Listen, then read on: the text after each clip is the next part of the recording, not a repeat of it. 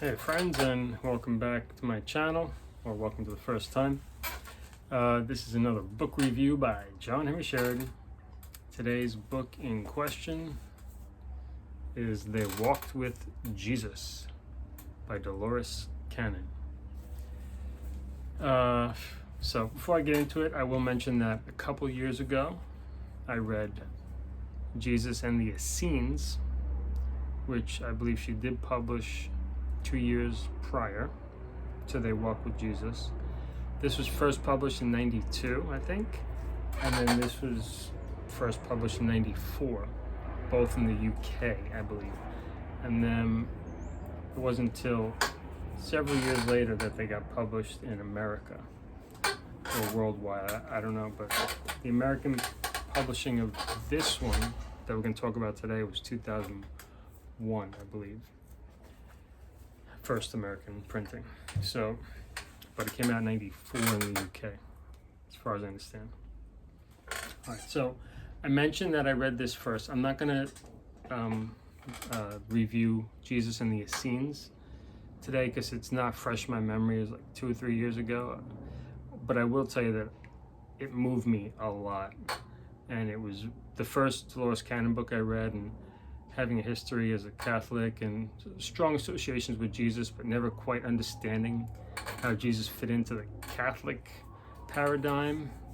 This helped me really understand why, because he doesn't. That's kind of politics, power structure, and this is a free soul who was teaching others to be free and at union with God and all that. So now it makes a lot more sense. So this was a fantastic book. This dealt with the Essene community at Qumran, another community that was living at the same time as the Jews were living in Israel, and the priests and the Romans were there. It was all going on at the same era, and Jesus was a part of that community.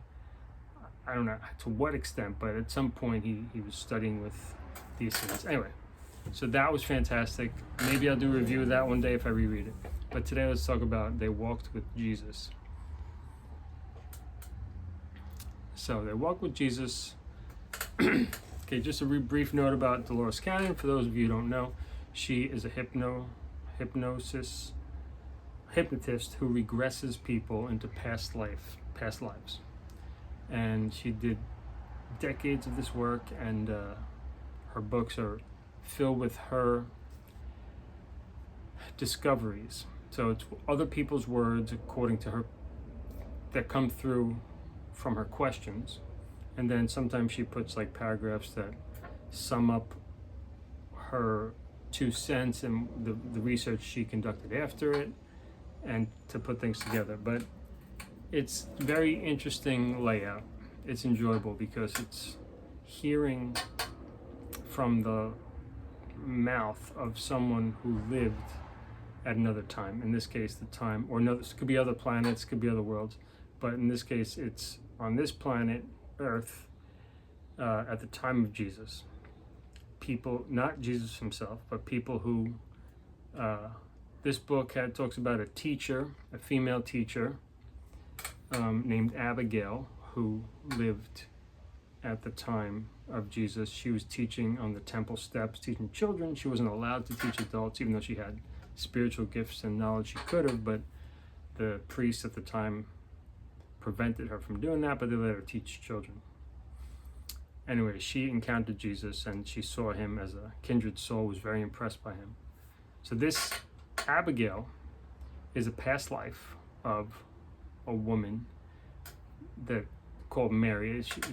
Dolores kind of changes names to protect anyone, but a modern day woman, Mary, who was living and having her ordinary life and without any strong connection to the Bible or anything like that. And as they went into past lives, this Abigail came across in a time that Dolores Canon slowly realized that this was potentially Israel or Palestine at, when the Romans were there and around the time of Jesus. So we learn more about what Jerusalem was like, what was surrounding cities, a little bit about Bethlehem, Nazareth, what those cities were like at the time, and of course, you get history from the perspective. So there's two people that are regressed and tell different perspectives. So there's two perspectives coming forth from this book, I guess, plus Dolores's if you want, but two people who lived at the time of Jesus. The first one, as I said, was this, not a priestess, but a woman with skills, spiritual gifts, and she describes what Jerusalem was like, what cities and towns were like, and how the power structure was very male dominated and was very was oppressive to women, to children, and of course to other males, because there was a hierarchy that needed to be protected. So certain information was not welcome, and then we start to understand why Jesus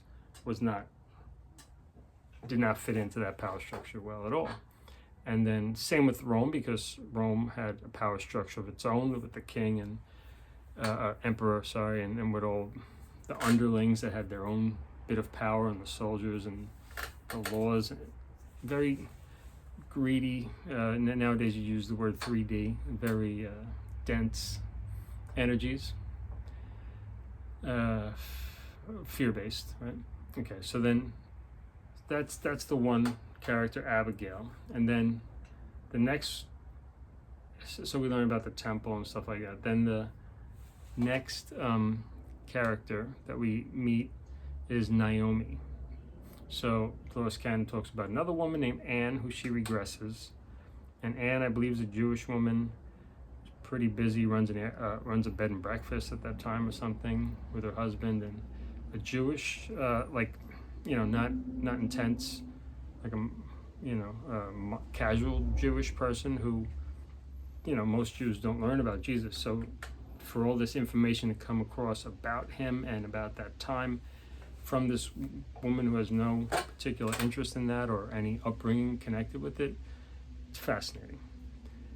Especially names of towns and places that existed in Israel that are not on Israel maps of Israel today. Sorry, Palestine back then. That were confirmed to some degree by a Jewish friend of Dolores Canon, who she consulted about this information before publishing. Okay, so the second character for me was a little more fascinating. More of the book is dedicated to this character, Naomi. Naomi is the niece of Jesus. So Naomi's father was the older half-brother of Jesus. So, you get the picture that life was in some ways more complicated than today, but of course some ways simpler. But I guess what I mean by complicated was that you have to do what you need to survive every day, do the work and prepare the food, and there wasn't so much time. Maybe not complicated, maybe the word I'm looking for is more mysterious, because you have your role and then other people living their roles, and you can't necessarily directly ask your dad about your curiosity because he might be limited to what he wants to tell you, or you can't necessarily ask your mom. A lot of mothers, including men, but may not have been educated, so they just know what it's like to grow up in an area and then become a wife and take care of kids. So there's very limited information. There's certainly no internet and access to books. I don't know if this girl could even read. So that's what I mean by complicated. It was more mysterious as to what the heck is going on. You can't ask Siri a question and get an answer. There's nothing like that. Although if you developed your spiritual gifts, you could talk to God, I suppose, or the universe, of course, but which this Naomi was able to do. Most people were not, of course, tuned into that at that time. So Naomi had this craving to have a spiritual path in her lifetime, concurrent with Jesus's lifetime. And she wanted to travel with him. So we learned that Jesus was traveling a lot. He had a group of people that followed him. not necessarily the disciples, but of course some of them and others, and there are women involved, and they would go from town to town and spread his message, which is basically this message of treating people with love and compassion, healing others when you can, putting God first, essentially meaning don't be selfish or act greedy at the expense of others or the environment type of thing.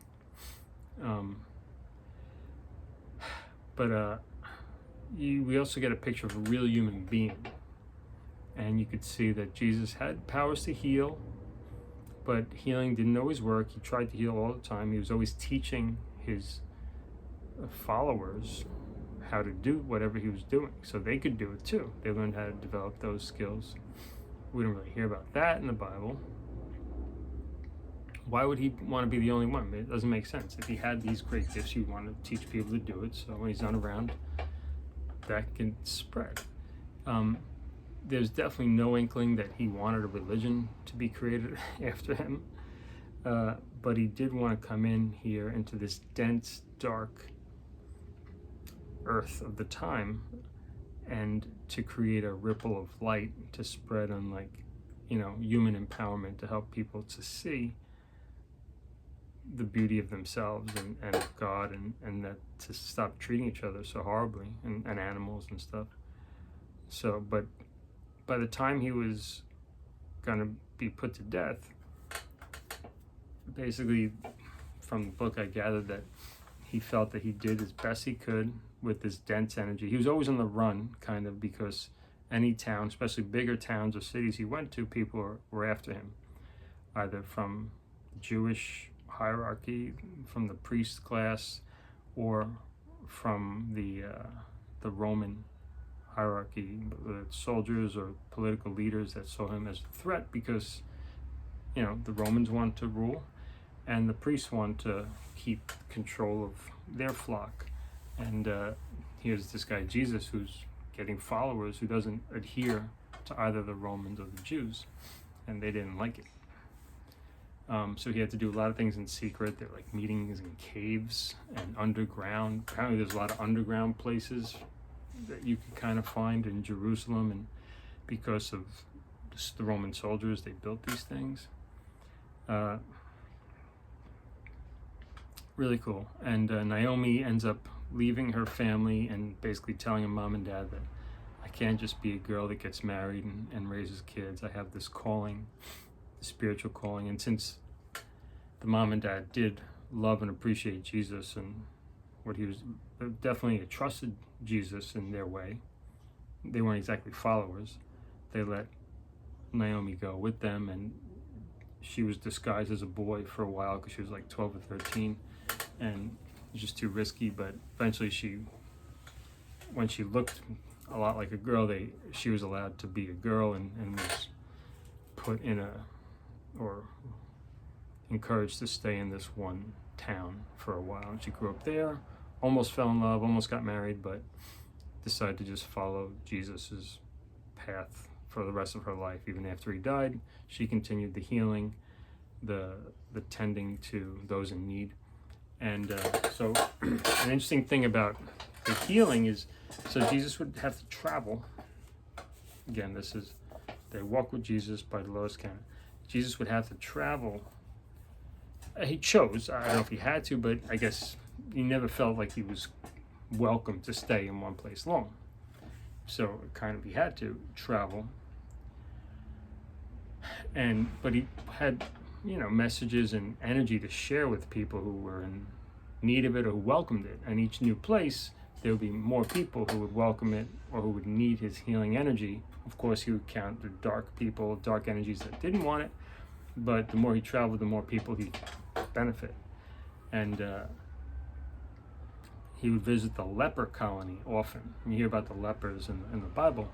And it was a great place for him and his group because nobody wanted to go to the leper colony. No, Romans or priests from the temple wanted to go there, because that required sincere heart and sincere concern for your fellow human beings who are suffering, who kind of look like monsters and smell bad. So you didn't go there unless you had a calling, a mission, and a true unconditional love. So him and his followers did have that. They were able to go and help people. Sometimes there would be a degree of healing where they could get someone who was a leper to be well enough to help other lepers as part of their mission. There was much that needed to be done there and limited resources. So as he went about here and there, that was a place that was a safe haven, because there was not going to be spies there. There was not going to be much need for hiding. It would be uncomfortable because of the condition of the people. But by and large, they welcomed him because they saw that he was willing to come to them and actually help out and share healing and medical, essentially medical type of, in addition to his teachings, verbal messages, there was this kind of medical attentions that he would provide with his group to people. And sometimes people healed, and it was this kind of miracle thing. Sometimes they didn't, and people would not heal and try to prove him wrong. See, you didn't heal me. Or sometimes they would receive the loving energy, enjoy it, and then, be at peace from it, and then maybe pass away peacefully, or continue to be ill, but with this kind of relief of knowing that they're loved. So it's all about how much the ill person, or the handicapped person, how much they want to meet Jesus halfway. So Jesus couldn't do miracles if it wasn't acceptable to the other person. He couldn't heal someone who didn't want to be healed. So that was kind of cool. You really saw his limitation in that way, which makes sense, respecting freedom of choice. And and then also the perspective of him dying on the cross. Naomi was able to, so this, again, all this information comes through this past life regression of a woman named Anne, a Jewish woman busy with a job and husband now in modern times, who doesn't know anything about Jesus, but she's just coming straight out of this past life in deep regression, deep hypnosis. So through Naomi, we're able to hear, she's able to see through her father's eyes, because Naomi has spiritual gifts. She's able to see through her father's eyes what it was like when Jesus was crucified. And of course, it was breaking her heart. It was so hard to describe it or say it. A lot very emotional as the parts of the story were told, because she loved him so much. Not romantically, although, she probably had dreams, wishes that it could be that way, but she knew it couldn't. And but his love was just so profound, and he was really stern, gentle, loving. Stern because he needed to teach people so that they actually understood the truth of what he was saying for their benefit. So anyway, we get the picture that he was kind of ready to go. He didn't want to stay longer. So this is his time. So Judas comes in a different light. And there was not just Judas, there were other people who turned him in. And it wasn't so surprising that people would turn him in, because his followers, he was just this anomaly. So just because you were curious about this new teacher and you listened to him all the time and you followed him around, didn't mean you truly 100% devoted your life to him. So there were followers like that. They were just curious, they were just checking it out, but they weren't fully devoted, even if they kind of thought they were or claimed to be. So Judas was one of them. But Judas, he had a great mission, because Jesus wanted to leave, and leaving in that super dramatic way made his story that much more legendary and unforgettable. So without Judas, that may not have been able to happen.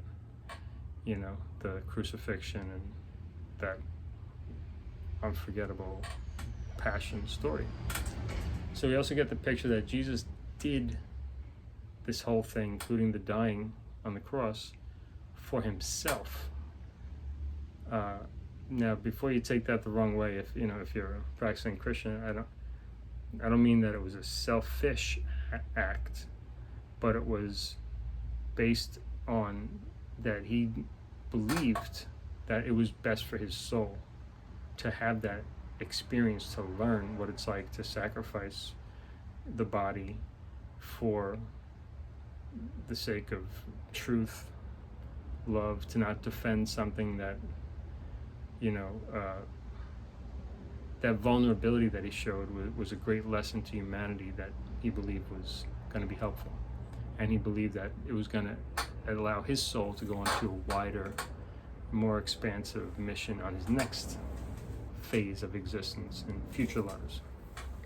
So that he was the one Son of God. There's no sense that he ever claimed that or believed that, or that any of us should believe it, but that he was an advanced soul that showed us all how to advance further along the path of spirituality to come closer and closer to God consciousness.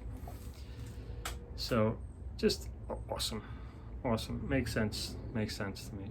And after reading that history of the Catholic Church and seeing all the convoluted politics and embroilment and wars and the more lower side of humanity's potential, and just seeing how words can be manipulated, and it just makes so much sense that, okay, this is why I've always been conflicted with like Catholic Church, or any church actually, and Jesus, because I never thought that, when I really pay attention to the Jesus person and the story, it never really bothered me. I always wondered, did he really say that? Did he mean that?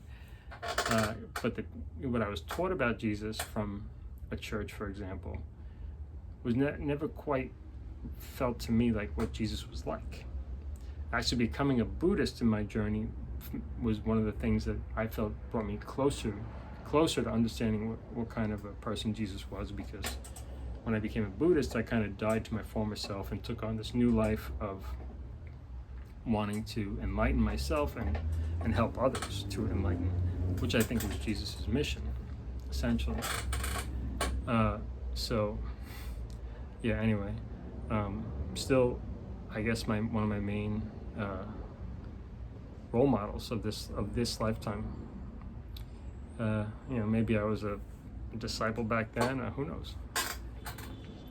Anyway, they walk with Jesus. If you like the Jesus story, if you're conflicted a bit about how the church fits into it, but you still love Jesus, this is cool. And you don't have to believe it. Doesn't really matter, but it just, the way it comes across is like, for someone to just make this up, it'd be way too outrageous to go through all the effort to make it up in that way. I believe Dolores Canon did this process, and that this process produced a very precious resource for us. And you could take it for what it is, and let it inform your deeper understanding, not just knowledge, but like knowingness from your soul as well. All the best in your future reading. Till next time. Don't worry, be happy.